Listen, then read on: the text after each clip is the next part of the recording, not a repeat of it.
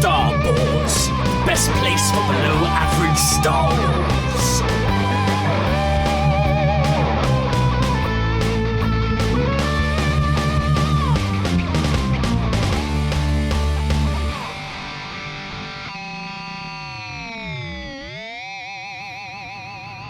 Hello there, and welcome to the Star Wars Show, a UK-based Star Wars podcast with in-depth discussions and analysis sprinkled with some silliness. I am the Geordie Jedi Pete. And I'm Star Wars Iain. And I'm Jason Hondo Ling. And we are back with a brand new episode of Star Wars. We're all about Star Wars, The Mandalorian and Grogu trailer today. It's finally dropped. First up, we'll go to you, Iain. Obviously, you haven't spoken in a few weeks. How excited are you to be talking about the Mandalorian and Grogu trailer? Hugely excited. Like I said, I saw the discourse from the Super Bowl trailer that was not for my liking, so I'm happy to, as soon as we got the actual movie trailer, I think this is the best trailer for the film so far, and I think it's put people's faith a bit more in track with the actual film, and hopefully put it back on track, and hopefully it does well when it comes out in May. Yes, I mean, just off the top, I loved the trailer. I thought it was great. It set the tone, both in pacing, in action, in storytelling, in the adventure we're going to get. I don't know why you wouldn't put this in the Super Bowl to get people excited about it. Jason, obviously, we've spoken, quite a few weeks now about our worried nature about the marketing for the Mandalorian and Grogu.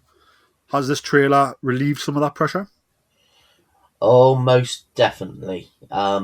When I saw this, and I've watched it several times, I was just astounded that they didn't put that out with the Super Bowl.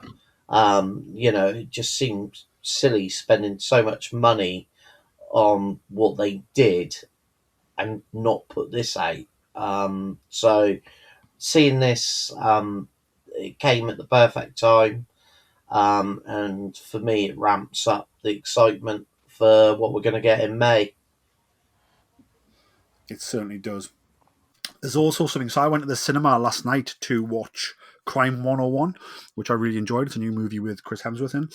And before it, we didn't get the trailer, but we got sort of a behind-the-scenes sizzle reel of like the making of Mandalorian and Grogu. So I don't know if anyone's aware of that being there, but I wasn't aware, then it caught us off guard. What was really cool, you had Jon Favreau talking about how much he loved Star Wars as a kid. It started with like a New Hope hype video and like how good a New Hope was. And Jon Favreau seen it and loved it. Then it dives straight into sort of the behind the scenes and the making of the Mandalorian and Grogu. And then it's coming to cinemas. So it's another nice little piece of marketing that maybe I haven't seen online, to be fair. Although I haven't been looking for it, but that is on in cinemas. I don't know. Ian, have you seen any behind the scenes sizzle reel? No, not all. No, I said it's news to me. Obviously, you said you saw that last night. No, I haven't seen anything of that nature. Jason, were you aware that such a thing was coming? No, I wasn't. But it makes sense, and it's a good idea to do stuff like that. If they're gonna, like we said, they really need to ramp up the marketing.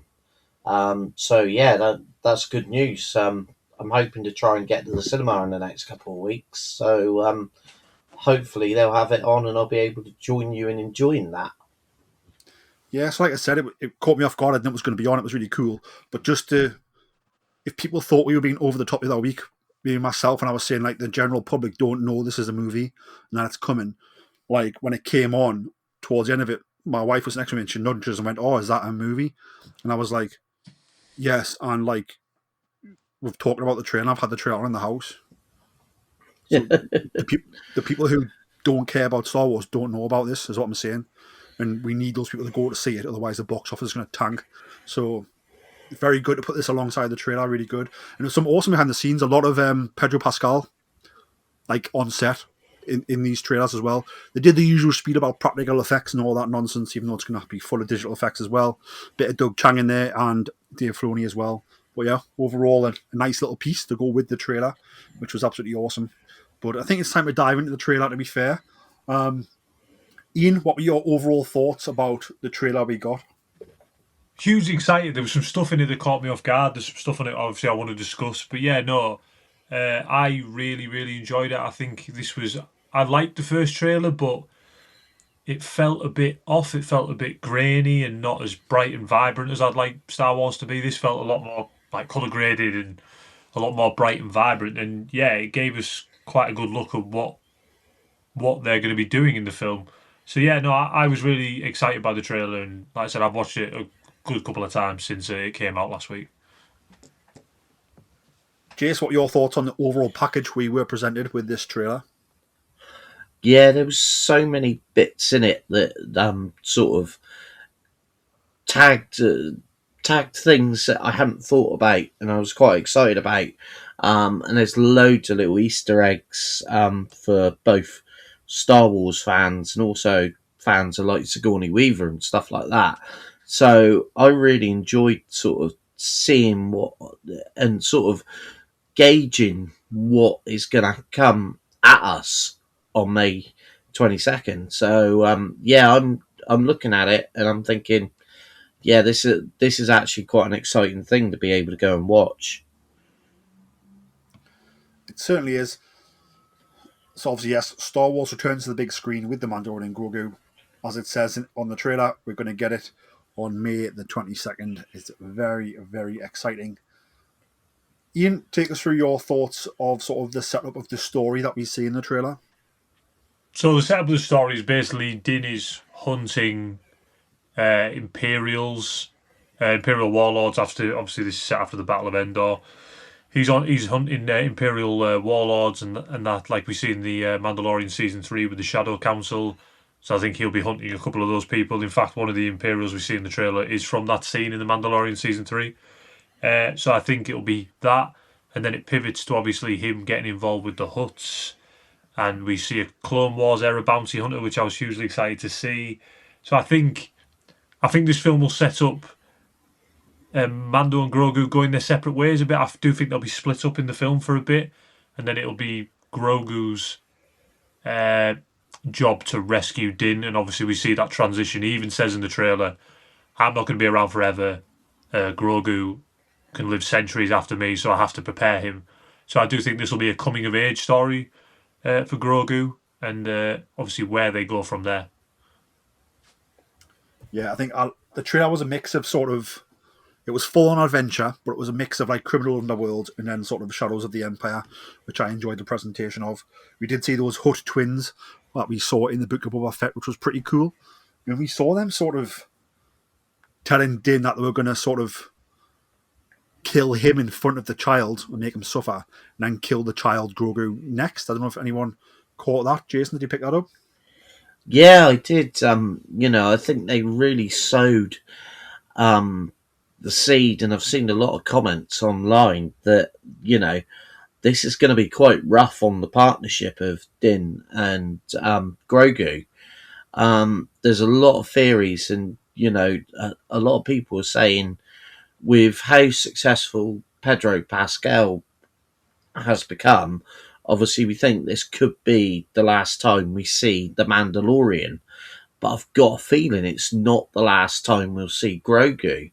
And I think this sort of sets up that story. And obviously there's that scene where we see Grogu. It looks like he's training again.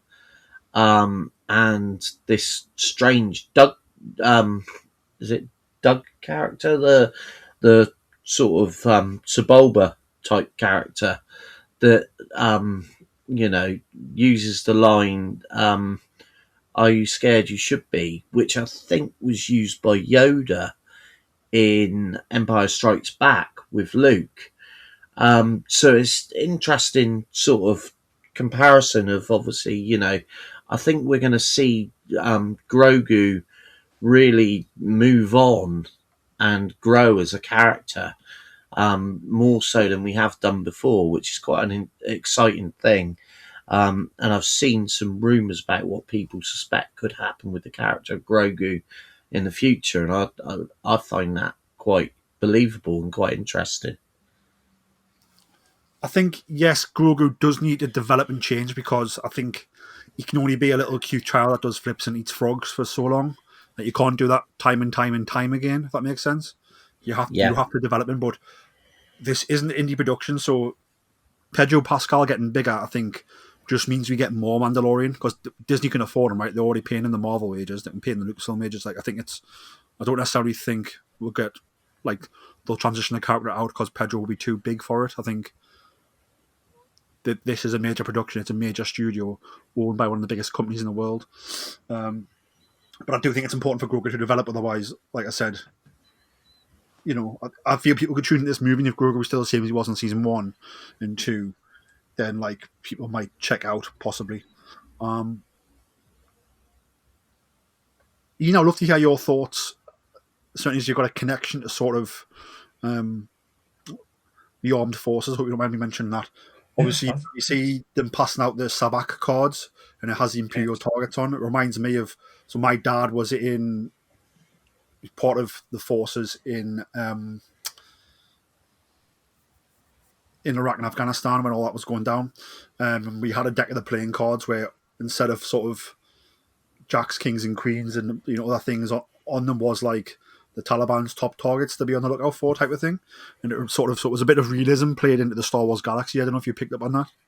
I did, yeah. That was one of the things I did mention. It was mentioned back in the Rise and Fall of the Galactic Empire book by Chris Kemshall. They said they dispersed a deck of cards with 73 war criminals, Imperial warlords, with their last known image. And obviously that was the whole point of that was to get them out into the galaxy so that if anyone sees these Imperial warlords, then they can be brought in by the New Republic. And like you said, it's straight out of real life. I said I was in the armed forces, Afghanistan and that. And yeah, there was decks of cards that went round that had top enemy targets that were up to be arrested or captured. So yeah, I did, and it was quite cool that they've actually gone into that off a mention of a book. So yeah, I did really like that that little touch. Makes it feel more real, like you said, because obviously it's based in reality. So yeah, no, I did like that. I did like that deck of cards, a redefined Sabak deck of cards. Yeah. It does indeed. So I think in the trailer, we sort of see, the Imperial the Shadow Imperial Council's there. And we know that Mando's working for the New Republic. He's working for Sigourney Weaver's character to sort of hunt these war criminals down. But then we see him and he does go to speak. I believe it's like some sort of chef he goes to speak to. It looks like it could be on Coruscant as well. But yeah. He's asking about the huts. Yeah. So he's obviously, I don't know if that's, maybe he needs to go through the huts to find something that's going to link him to the Imperial War Council. But what were your thoughts, Ian, on the fact he seems to be going the long way around to get the Empire, maybe? I agree, it does look like Coruscant, but there's something very, very interesting with this scene. There is a planet, obviously well known to fans, called Nar Shaddaa, which is very similar to Coruscant. And I'm hoping this is Nar Shaddaa. We already know, obviously later in the trailer, that Nal Hutta, which is obviously the home world of the Hutts, is going to be in the trailer, and Nar Shaddaa does orbit Nal Hutta. So that's one of my favourite locations in Star Wars. It's been in the comics. It's called the Smuggler's Moon. It's basically like a underworld version of Coruscant, which does have its own underworld, but this is basically just run by smugglers, pirates, cutthroats. So I'm hoping that's Nar Shaddaa and not Coruscant, which would make sense because, like I said, we are going to Nal Hutta as well. As the chef, do you know who's playing the chef? Have you seen who's playing the chef? Yeah, I've got that. We'll talk about that after we review the trailer. It's quite fun. Yeah, I do think they'll have to go. I do think it's Nar Shaddaa they're on, and I do think they have to go because there was Gracchus the Hutt as well, who had an arena there. Luke Skywalker. It's all in the comics from the 2015 Marvel run. I really hope it's Nar Shaddaa because I've been wanting to see that on screen for years. I thought that it was going to be in Kenobi, but that turned out to be the planet Dayu, which was basically Nar Shaddaa. So I don't know why they didn't just go to Nar Shaddaa. But yeah, I'm hoping that is Nar Shaddaa, and that obviously they have to go through to try and find the huts. Now, when we see the huts, it is the twin huts. I believe they're twins. Looks like a male and female hut. And it looks like they're sort of in a position of power. Obviously, they've probably... I'm assuming this is set after the events of Book of Boba Fett, so they've obviously left Tatooine with the tail between the legs, so to speak. Pardon the pun. Jason, what's your thoughts on seeing these two twin huts again, and do you think they're going to pose a big threat in this movie? Well, I find it quite interesting because obviously we also know that Rotter is in it and is in the trailer. So I was wondering if it's a slightly different aspect, and maybe that in order to, in some way, they're worried about Rotter, obviously being the heir to Jabba, that you know there's this risk, and this is why he's in this arena. But yeah, seeing the huts, it's an interesting one, like you say. Obviously, we've been told that the story was going to be that he's hunting these Imperials, so it's strange that the huts are still involved. But then again, the huts are a big part of running the galaxy. So, but seeing the twins, obviously Boba very much trumped them in the Book of Boba Fett, and they had, as you said, sort of retreated from Tatooine. So it'll be quite interesting to see what their reason is for being in this story. And obviously, they certainly seem to pose a big threat to Mando and Grogu, which it is a little bit. I don't know. It just didn't. That part of the story sort of caught me off guard because I could see two ways that the story would go, but I can't see how the two stories can sort of link together. But we've got a lot more to see when it comes out on May the 22nd, and this is only a teaser. But seeing the huts and seeing them sort of sat on a similar sort of throne to what we've seen Jabba on, the way the door opened, there they are, the big reveal. Just another classic Star Wars villain revisited in a different form. Indeed. Ian, what's your thoughts on? I feel like I saw an HK-47 type droid, like sort of manhandle Din Djarin the Mandalorian, like in front of the hut. There was a fast edit between the Embo scene and this, but looked like an HK-47 unit, which we know has links to the Shadow of the Empire and what they're trying to do in the background with the Magistrate and things like that. Do you think that Rota the Hutt is in hiding himself and he just doesn't be seen? That's why he's fighting in the Gladiator pit. Looks like he likes being in there, and you haven't seen much, but my insinuation is that looks like he's in there a lot and he likes fighting in there and he doesn't want to do anything else. Is he there because he was put there, or is he there because he's hiding? So what's your thoughts on it? Is the links between the HK-47 droid, the Empire, the Hutt twins, and why is Rota where he is? I think that Thrawn will be attempting to work with the twins to offer them power. Obviously, he needs resources to try and take the fight to the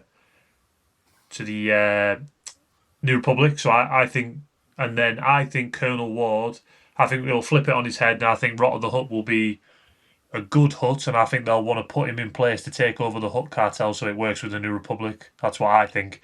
And I think that, like Jason said, because he is the heir to Jabba, I think they're trying to get rid of him. I don't know why they wouldn't just kill him, to be fair, if that was the case. But I think that the twins will be working with Grand Admiral Thrawn, and that's why we see, like you said, the HK droids with taking capture of Din Djarin. We saw some awesome on foot and jetpack chase sequences. Yeah, I love the fact we see the Mando sort of flying through a big corridor.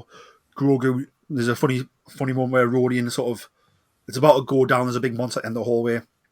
Monster throws something. The Rodian picks a big Rodian out of the pram and runs off with it. Mando's like, you know what to do. Grogu does a flip, very Jedi-like, lands in the pram. Mando shoots off on the jetpack down the corridor. Grogu follows him, and then he's using his Gatling hook to sort of take down this big creature. So, what were your thoughts, Jason, on sort of the action sequence we see here and sort of the pace and the adventure that we're hopefully going to get in this movie? Oh, it was classic. That obviously you've got the action and you've also got the comedic sort of whole interaction. We've seen Grogu use the cot previously in obviously episodes of Mando. There's that classic where Grogu sat in the cot and Mando kicks it away to kick him to safety, whereas now obviously Grogu's more mature and is now using the cot himself as his vehicle to get around. So it's showing him now being more of the, more of a adult than being the baby that we're known for, just because of his size. The cot makes sense.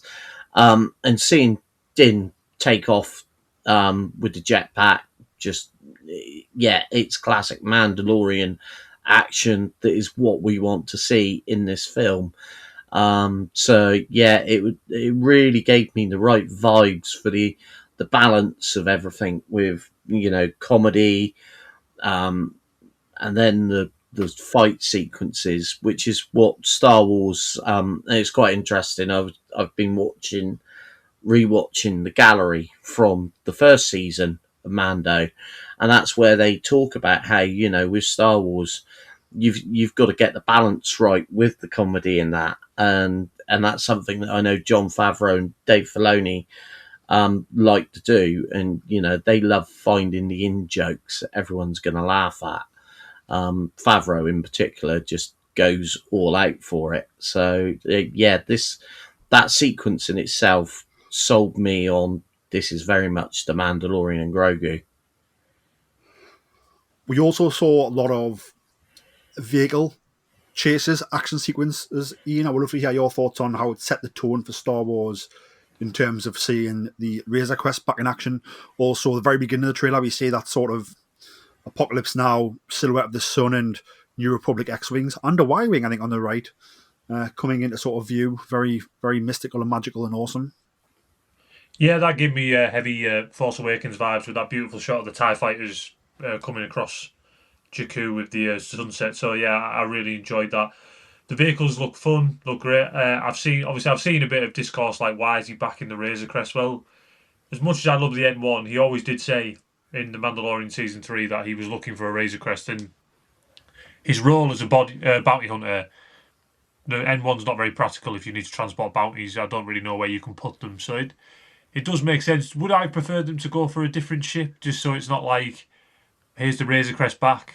Maybe, but I like the Razor Crest, and like I said, if he's got it back, that is that's cool as well. It was also quite cool to see the. I think we see them. You see them for a brief second. Is the HH-87 starfighters on Nal Hutta, which is like the Hutts starfighter type thing. We see them in the Clone Wars in the Bounty Hunter arc where Obi-Wan goes undercover. So that was really cool. And like you said, yeah, and I think it was a Y-Wing. Like you said, I think there was a Y-Wing in there, which is always good to see. I'm a sucker for original trilogy starfighters. Like I said, when the B-Wings showed up in Skeleton Crew, that was an awesome moment as well. So yeah, no, I think all of it looked really, really good. It certainly did. I think maybe that new Razor Crest, I think, is maybe a gift from the New Republic. Maybe, I'm not too sure. Jace, your thoughts on the vehicle action sequences we see? Yeah, I that opening sequence for me just really sold me on this is Star Wars. This is what we're looking for. I actually don't think I've been sort of reading stuff, and I'm wondering if like you say, I think the Razor Crest could be a gift, or it could be that it's related to Zeb in some way, because I know there's been a lot of stuff with like the models, the merchandise that is coming out of the Razor Crest heavily includes Zeb with it, and obviously we've seen Zeb piloting it at one point. So I think that could be the link with Zeb with this new Razor Crest. But it is, like you say, it's the more practical element for a bounty hunter. The M1, it was great fun. It would be like everyone's dream car of the Porsche, but at the same time, you've got to have the practical station wagon, and the Razor Crest is the practical station wagon. So yeah, I've seen all of these sort of ships just really, really sold it again. So I'm looking forward to seeing all the action with all the different vehicles. Speaking of vehicles, Ian, what was your thoughts on sort of we got a different look at the AT-ATs on the cliff edge? Yeah, like I said, hugely excited. Brings back Empire Strikes Back vibes with them. I think they look more like the Star Wars Rebels version. I can't really remember off the top of my head. So the ones we see in season 2, where they go to recruit Rex, the Phoenix crew. So yeah, like anytime you see AT-ATs, it's a good time. Like I said, and I've obviously seen the the little footage that they released at Celebration where he goes and attacks, gets into the back of one and attacks, and that scene is class. And if that's actually in the film, which I think it should be, it looked amazing. That'll be hugely exciting as well. It certainly will be. Do we think that is Hoth, or do we think it's a different planet? I think it's. I saw someone say that the Super Bowl commercial confirmed it was Hoth, but I'd miss that if I did. But it's a snowy, icy planet. I wonder if they'll just not say what it is. But it'd be interesting if it was Hoth, because it doesn't make much sense for an Imperial remnant to hide on a well-known rebellion base. But we'll see. Indeed, indeed.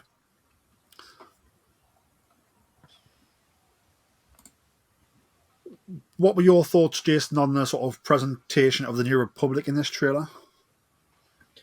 Yeah, I really enjoyed seeing. Obviously, you've got Sigourney Weaver now. Is to me, it appears like she's the Republic version of Grief Karga, giving out the missions. Although I suspect at some point we're going to see her in an X-wing, because obviously there's a lot of stuff coming out with her in a full flight suit and stuff like that.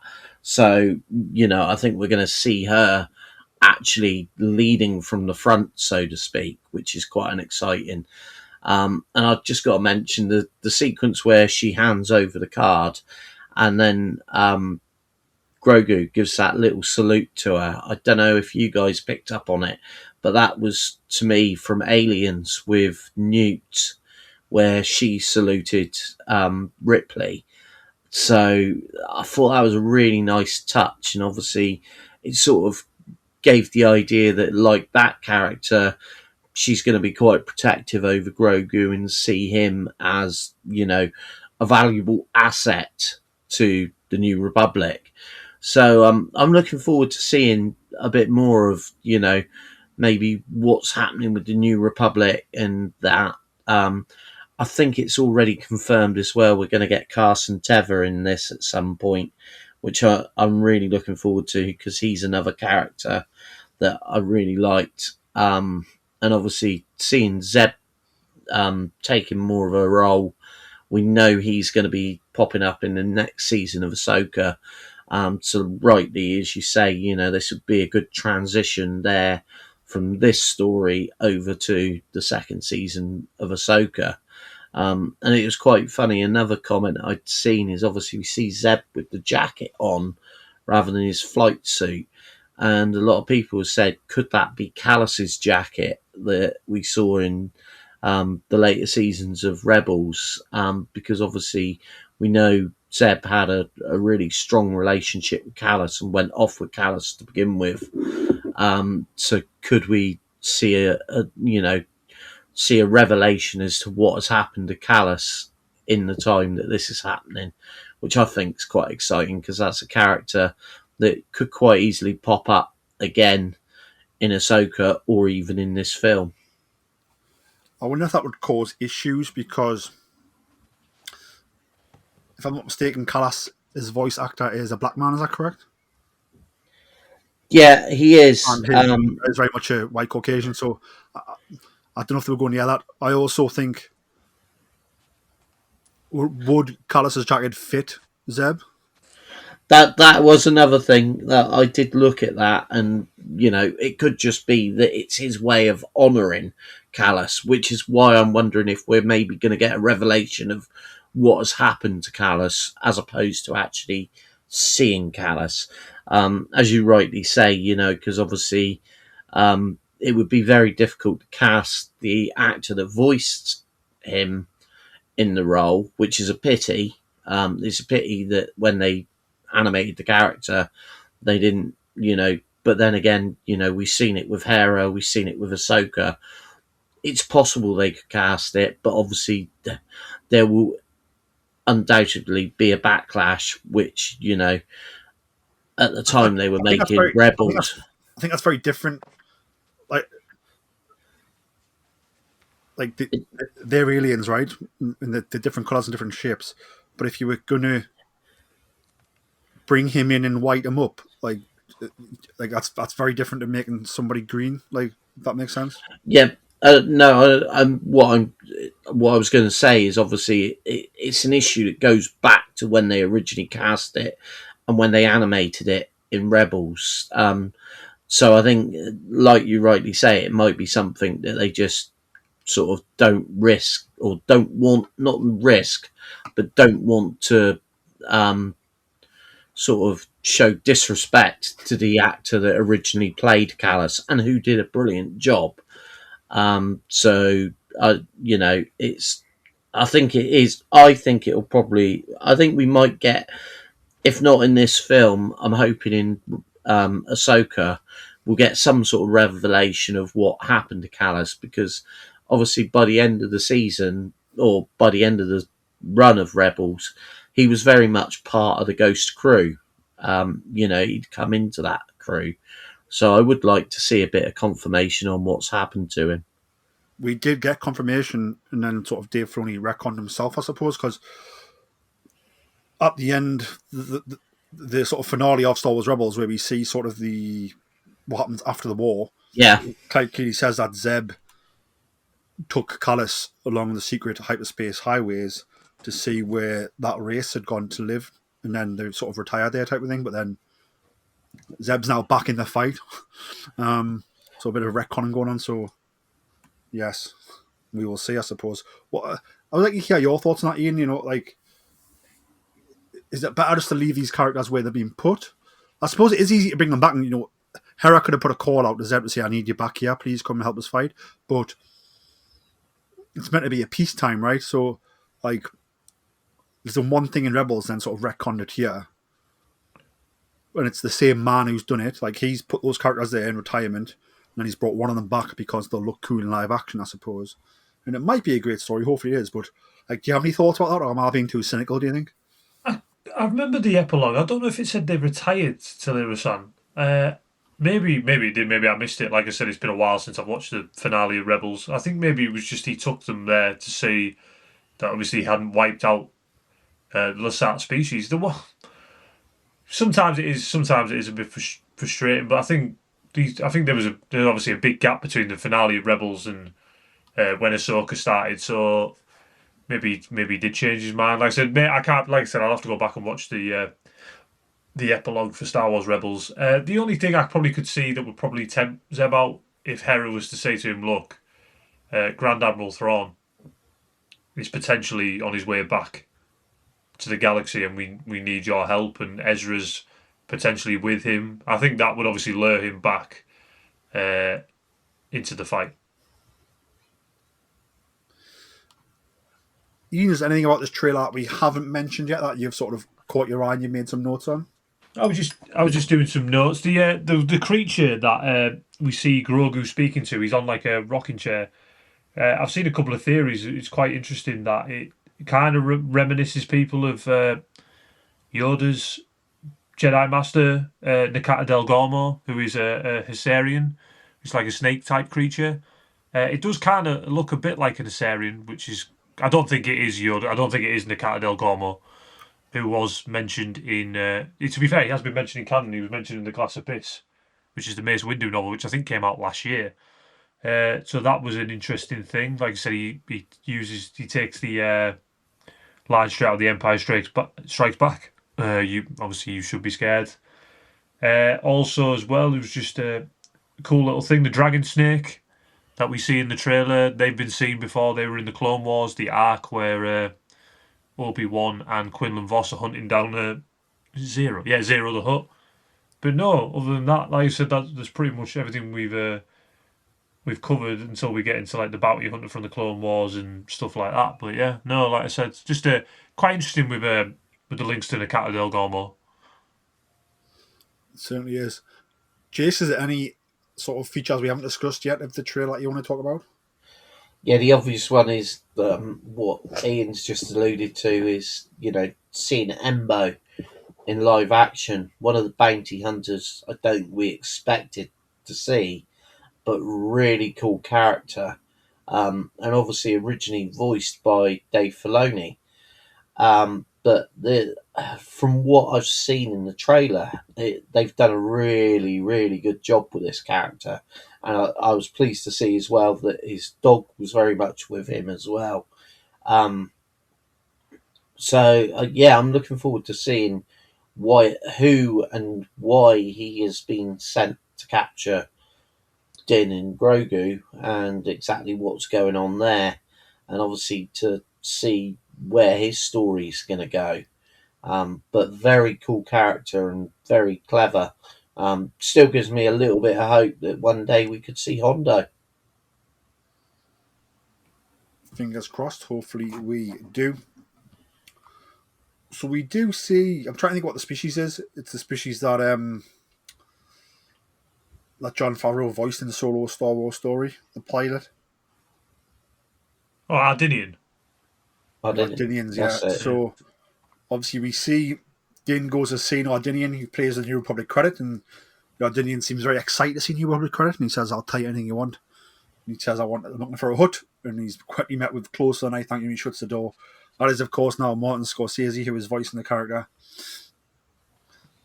Jason, what's your thoughts on the fact that the legendary Martin Scorsese, of course, longtime friend of George Lucas, will be voicing this character?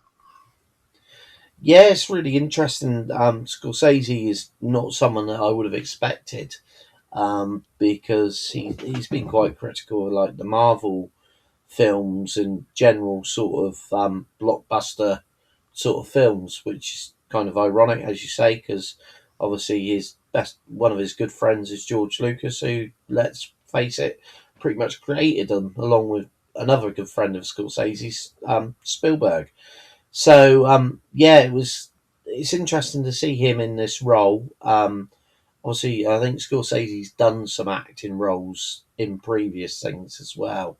But just a really interesting sort of character, and then obviously the voice straight away sort of go, is that really Martin Scorsese? So and I believe part of the reason he's ended up in this is obviously he's worked with Jon Favreau in the past as well. And they had a really good relationship. So apparently that's one of the reasons he's got involved with this. It's just another fun thing that Star Wars does. Puts people we know and recognise and hides them in plain sight. And Scorsese has provided voice work before. He did the animated feature Shark Tale, as well as his own work. He's done some voice work in Main Street's Taxi Driver, The Last Temptation of Christ, and The Wolf of Wall Street, and Killers of the Flower Moon. So, he sort of knows what he's doing. We're in that booth and recording some quick dialogue, and I imagine this character will be on screen for under a minute, literally just either telling the Mando what he wants or not telling the Mando what he wants to hear in relation to the hut. So yes, very, very exciting times. What was your thoughts on the Ardinian and sort of finding out that it was Martin Scorsese voicing him? Obviously, I didn't twig when I saw the trailer, but then I saw it on Twitter and I thought it was a joke to start with, because I thought it was just like a spoof. But no, and now that I've obviously gone back and watched it, it does sound like Martin Scorsese. And I saw a lot of people dig up his comments about like Marvel films being like theme park rides and all that type of stuff. But he's never had a bad word to say about Star Wars. Well, I mean, just to jump in there, like, so what's negative about that? No, I think no, not me. I personally did take it. No, but I mean, so it's been twisted by people to say that he was dissing the movies. He just said that they were similar to like theme parks, but like some theme parks are some of the best theme parks in the world. Like, do you know what I mean? I feel like is it a rip roaring ride like Marvel movies are? That's what makes them good. I don't necessarily think that's a negative. I know it got pushed as that by the sort of the press wanting to make things sound as silly as they did, but I don't necessarily think he was having a go or that he's upset about them. I think he's just trying to say that, there's different types of cinema, and like this one, he has like more like the theme park going, like adrenaline rush. If that makes sense. Yeah, the only thing I was saying, like I saw people say, "Oh, well, he's going to be in Star Wars." I'm like, "Well, he never said anything about Star Wars. He was talking about Marvel." And like I said, I'm with you. I don't think it was meant as the diss that people made it out to be. But like I said, one of his best friends is George Lucas, and I'm pretty sure he respects what George Lucas was able to do back in the 70s and early 90s. So yeah, like I said, I think it's cool that he's in it. Obviously Jason says there's a long history of pretty famous actors being in Star Wars. Like you take Sam Jackson for a thing, he was happy just to be a stormtrooper. Obviously he got turned into Mace Windu, and that was a great character. But we've had tons of characters that are very famous that we don't really get until you find out after the fact. Oh, that was played by so and so. So yeah, it all fits Star Wars, to be fair. An actor who sadly will not be in The Mandalorian and Grogu is Carl Weathers, and we do spot a tribute to the late Carl Weathers in this trailer. Carl Weathers, of course, portrayed Greef Karga in the Mandalorian series on Disney+. He obviously passed away in February 2024. But there's a door in one of the sequences, and I think it could be near where sort of the Gladiator arena is. And it's in Arabic, but if you translate it, it says Weathers Apollo. Obviously, Apollo Creed is who Carl Weathers played in the Rocky movies. So, yeah, quite a moving part there. I don't know if anyone caught that. Jason, did you catch that? Yeah, I obviously saw that reported quite heavily over the internet. And as I just said, rewatching the Mandalorian gallery episodes, obviously Carl Weathers features heavily in the first season, and it was quite interesting to hear how he got involved with the Mandalorian, because his part was supposed to only be for the first for 2 episodes, and when he got shot, he was going to be killed off. And then they decided, and he was originally going to be an alien, so you wouldn't even see his face. So this actor had such a presence that when he came to work on it, they were like, one, they couldn't hide his face, and two, we want to get him more central to this story. And it was also quite interesting to see how supportive. Obviously, he's got a huge legacy of work that he'd done prior to The Mandalorian, and he was very much an educator to the newer actors that were coming into it. And I think the film will feel his loss, and it'll be interesting to see if I suspect there will be some other more visual tribute to Carl Weathers at some point within the film, because he was such a huge part of the success of The Mandalorian and created a really great character with Greef Karga. He certainly did, and it's one of the things I'm looking forward to once I do start my Mandalorian rewatch, is getting to sort of experience Carl Weathers' work as Greef Karga all over again, because it was absolutely sensational. And I feel if we do go to Navarro at any point in the movie, we'll probably see the statue of Carl Weathers and how he changed that planet around in the storyline. Ian, over to you. Your thoughts on the Arabesh, and did you sort of pick up on that? No, I didn't pick it up on it. Like I said, I'm not a very good Star Wars nerd. I can't read Arabesh. But no, like I said, I saw it in a couple of the recap videos and the trailer breakdowns I watched with some of the YouTubers. Like I said, it's a nice touch. It's nice to have his spirit or feeling actually somewhere in the film. And like I said, I think he loved being Greef Karga, and just the energy and the over-the-topness of his performance was a highlight for The Mandalorian for me. Spot on. I think my overall thoughts on the trailer is that I think it delivered for non-Star Wars fans and Star Wars fans alike, which is what you need to get this movie to make book at the box office. So I'm pleased with that. Starting with that silhouette, very sort of Apocalypse Now-esque, but also dialing into sort of the marketing for The Force Awakens as well. When Star Wars come back and that movie made over $1 billion, makes sense to do that. And when people see that sunrise and the ships in it, it's going to take them back to that moment, which is fantastic. We see a lot of awesome action. we see the Mandalorian, we see the Grogu, both like doing a lot of things, which gets us exciting. We can see they're both grown since we last seen them, which is good as well. It's going to make the public go, oh, yes, I remember these two. Actually, they're doing more now. Like, let's go see what they're doing. This is really cool. Obviously, lots of the Empire. Not only do we see the Shadow Council having a conversation, and maybe one of the leaders of the Shadow Council there, but we also see sort of snowtroopers getting dealt with. We see AT-ATs sort of, they're going somewhere on that planet. Who knows what they're doing there? Obviously, one falls down. I imagine gets attacked by, if not the New Republic, and maybe just the Mando himself. Very, very exciting. We see the Hutts, which ties us into not just original trilogy Star Wars, but ties us into what's happening in the Book of Boba Fett as well. And obviously, Rota the Hutt, we see a bit more of Rota in action. We see the Mando will actually fight him. Well, it looks like he's trying to subdue him using a grappling hook. But yep, Jeremy Allen White, jacked Hutt, Rota, and Jabba's son is going to be a part of this story, which is very exciting as we see more of that. And yeah, I just think then we get Embo on the screen. I remember watching it, and then as soon as I seen him walking, I was like, Embo, Embo, Embo. Like, saying it to myself over in my head. I was watching it with a colleague at work because it came through, like, in the afternoon here in the UK. Colleague at work not really into Star Wars. Like, sees it and probably likes it, but doesn't know it. So when I was saying that, he was like, oh, like, is that someone you know? And I was like, yes. Like, this is the guy from the Clone Wars. This is Embo. That's his dog, and that's his hat. And he's like, what's his hat? I went, oh, his hat, he can ride his hat. He can slide down mountains on his hat. Like, don't worry, the hat's cool as well.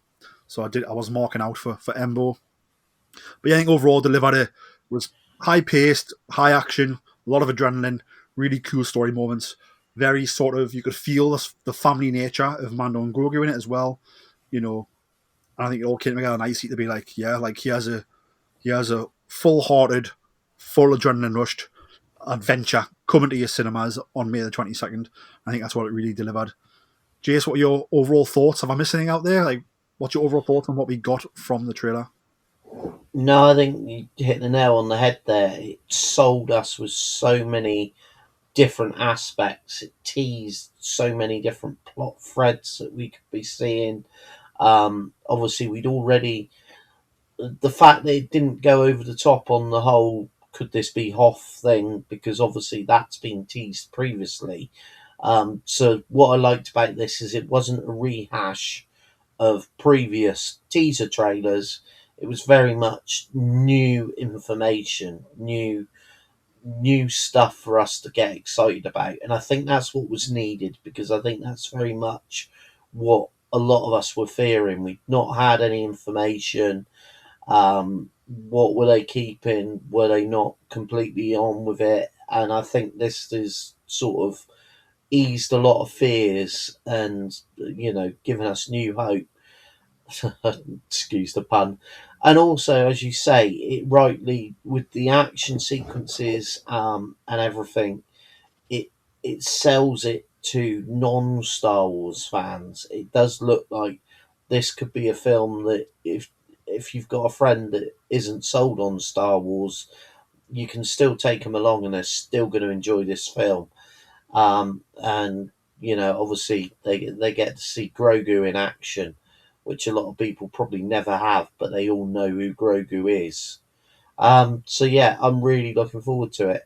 Looking forward to seeing what else we get teased before May the 22nd, and I'm looking forward to sitting in the cinema and enjoying it. Indeed. I think that's what was exciting for me is that, I haven't seen a Star Wars movie since 2019's The Rise of Skywalker in a cinema. And, I didn't necessarily have the best time watching that movie. I didn't enjoy it as much as the previous movies. So I've probably only seen it about 4 times in cinemas, I think. So, I'm excited for this to be in cinemas, watch it in cinemas, and if I love it, I'm excited on trying to see it as many times as I can in that theatre experience. So I'm very, very excited. Ian, is there anything about the trailer we haven't talked about that you want to talk about? And again, what's your sort of final thoughts on what the trailer gave us? No, like I said, I'm pretty happy. We've discussed every major point. Like I said, I'm happy just to see some iconic planets in the film. Like I said, Nal Hutta is seen in the Clone Wars, but it'd be his debut in live action. Fingers crossed, it's Nar Shaddaa, the planet we see. And like I said, it looks like the best of the Mandalorian, which like I said, I didn't mind Mandalorian season 3, but Mandalorian season 1 and 2 were my favourites, and it looks more like that, and it looked like a movie. That's the hardest thing you can transition from sometimes when a TV show tries to become a movie, and people just say, well, it's just a long episode of the TV show. So yeah, I think it looks promising. Like I said, I'm like you. I can't wait to go back into the cinema and see a Star Wars film on the big screen. Indeed. And like I said, I do recommend trying to find that clip I saw. So like I said, I went to the cinemas last night, so that would have been Saturday the 21st of February here in the UK to watch Crime 101. And then as one of the trailers, it was this like behind the scenes look at the Mandalorian and Grogu, where we got to see sort of cast and crew talking and loads of behind the scenes sequences, which just looked really epic and cool. And I wasn't expecting it, which is absolutely fantastic. So do try and catch that. And I think that is good marketing to get this marketing back on track, to get people excited for a Star Wars movie coming to theatres. I suppose just a few questions on the movie itself. We'll go to you first, Jace. Do you think we will see any characters we've seen before in the storyline in this? So I'm talking Luke Skywalker, I'm talking Bo-Katan, I'm talking Ahsoka, we're talking Hera Syndulla. Will we see any of these people, do you think? It's a possibility. Obviously, a lot of them have been vocal and said they're not involved, but is that the classic trick of, yeah, let's hide what we're doing? So is nothing's impossible. All of these characters are very much around in this time. You know, for Hera, it would make sense because of obviously her involvement, although it does look like her role in the story is filled by Sigourney Weaver. And obviously, you know, a lot of the actors and actresses would have been busy with Ahsoka. Bo-Katan, I'd love to see her in it because I absolutely adore Katie Sackhoff. But I've got a feeling she's not going to appear. I would like to see her story re-explored, but at the moment that's looking unlikely. But yeah, it's a possibility, and I can understand why some of them may have kept the revelations quiet to give us all a little bit of a, you know, they're not going to show all their aces. So yeah, it'd be good, it'd be cool, but I'm not holding my breath. And same question to you, Ian.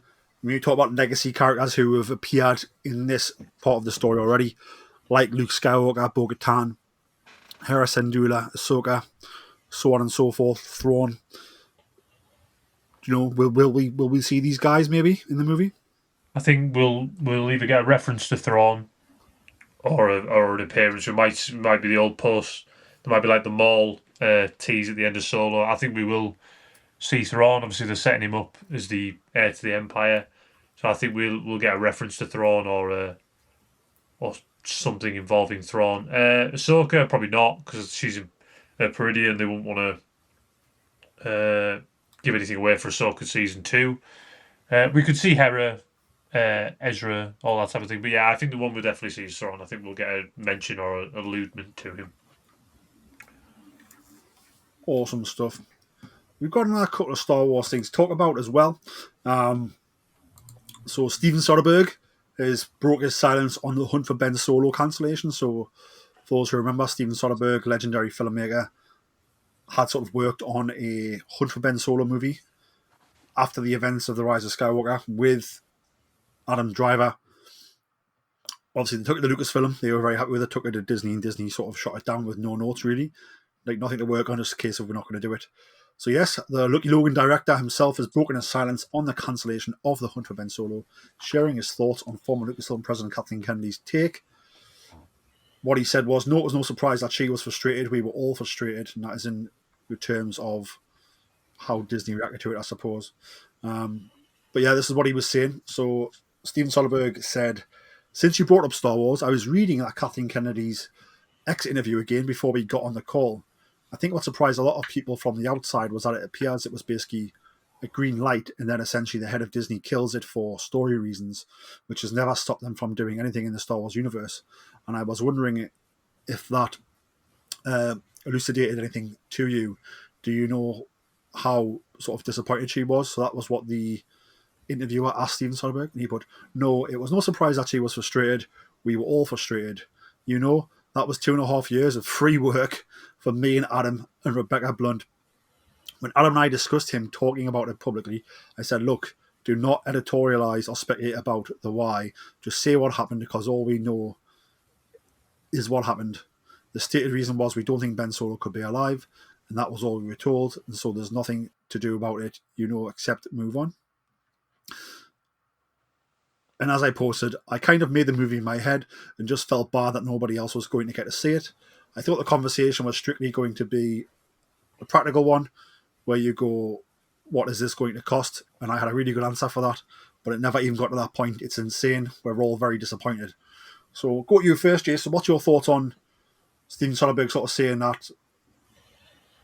I mean, they've not really put a time frame on it, but yeah, 2.5 years of free work that him and Adam Driver with Rebecca Blunt did, just because they loved the character, I suppose, and loved where they could take him. And the fact that the discussion that when it got to Disney was just not even about anything production-wise, just a case of we don't want to bring this character back. Yeah, it makes the whole thing sound crazier and crazier because and it makes it seem like Disney really didn't think this one through.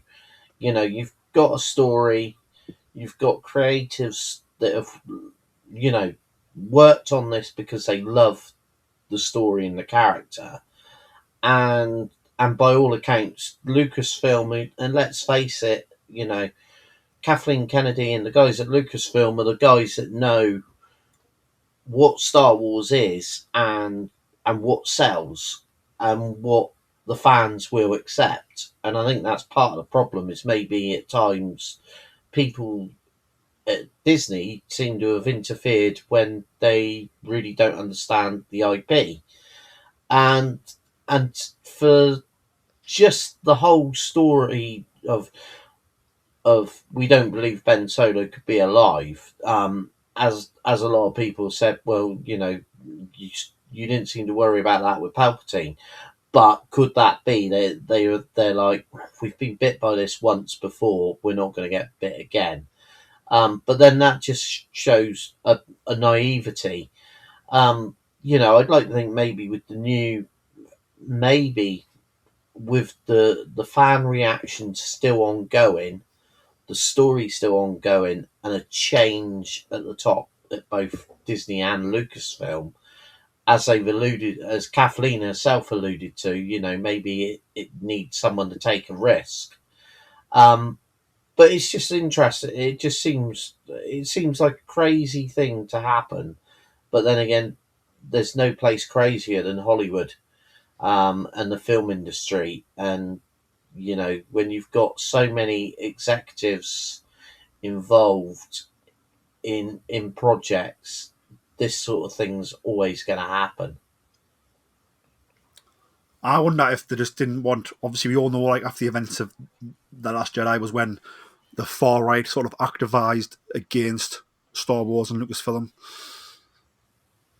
and bought lots of bots, and there was lots of sort of AI generated, like, social media noise that was very negative, and a lot of it was AI generated and paid for. And I think maybe they just didn't want to risk that again. I don't know.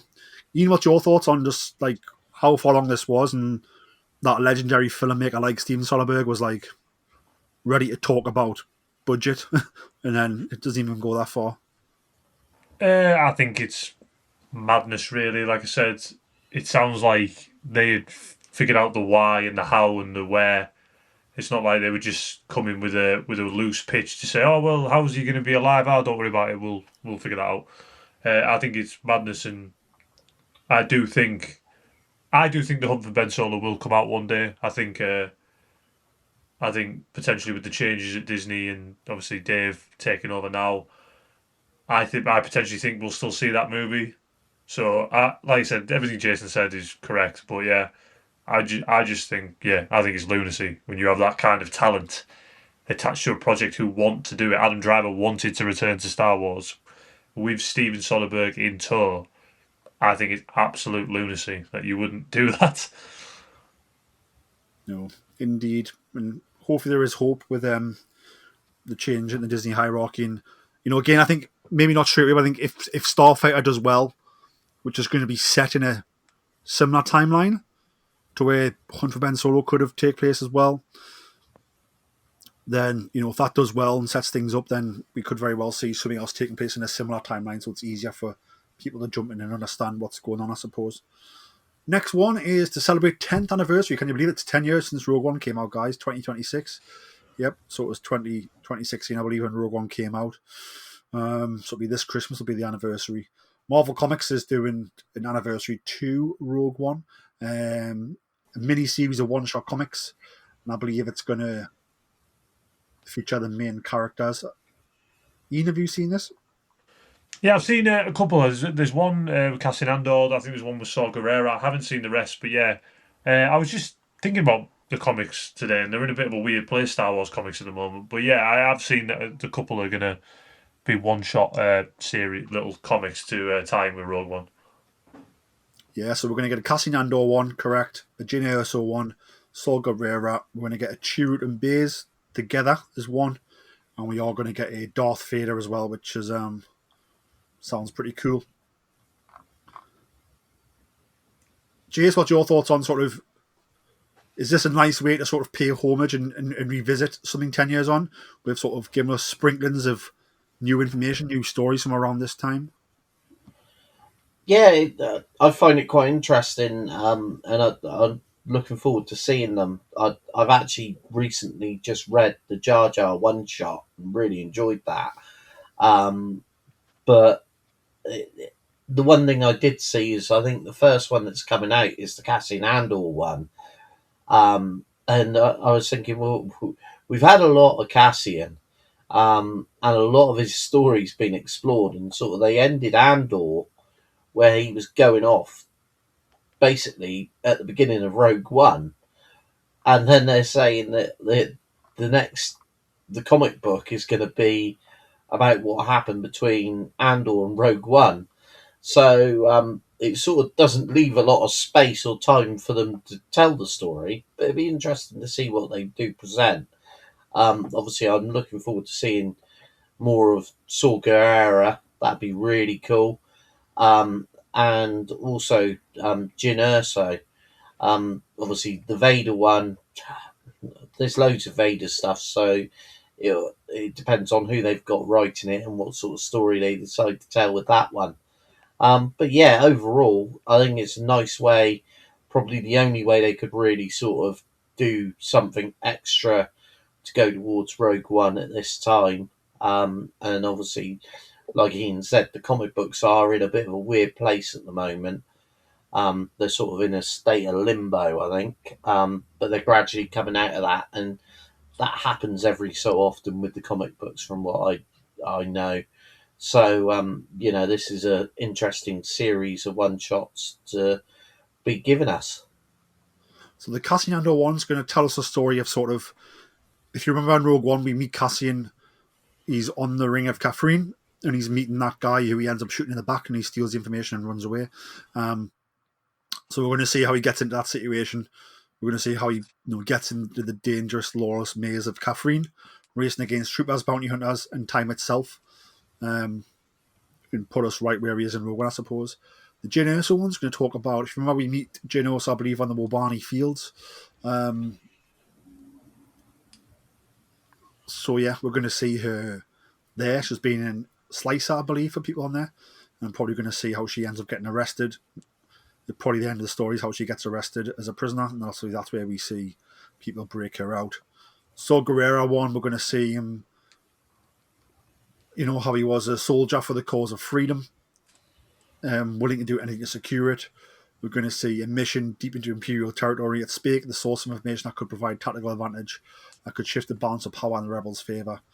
Chirrut and Baze, so that we're going to see sort of a covert mission that they go on to sort of sabotage a kyber mine that's been overtaken by Imperial forces. The Darth Vader one sounds the most interesting. So director Orson Krennic, he's had negotiations with the gem-rich planet of Harald, and they've hit a standstill. They won't join the Empire, and they can't get the rare kyber deposits from the planet. So the Emperor sends Vader to sort it out. by any means necessary. So, yeah, they all sound pretty interesting, and you're limited what they can do because of how close they are to the events of Rogue One. But it sounds like we're going to get some really cool snippets that tie us directly into there, which will be lovely. I think that brings in everything Star Wars I wanted to talk about. Jason, is there anything Star Wars related you want to talk about before we wrap things up? No, I don't think so. I have been re-exploring a lot of the series at the moment, and also doing more research on my hopefully soon to be really in production Mando costume. I'm determined to get there before long. So yeah, I've been delving into Star Wars in a different way and trying not to spend any money on it. Although obviously with the Mando costume, I'm soon going to be spending money. Indeed, it always gets our money, is what Star Wars does.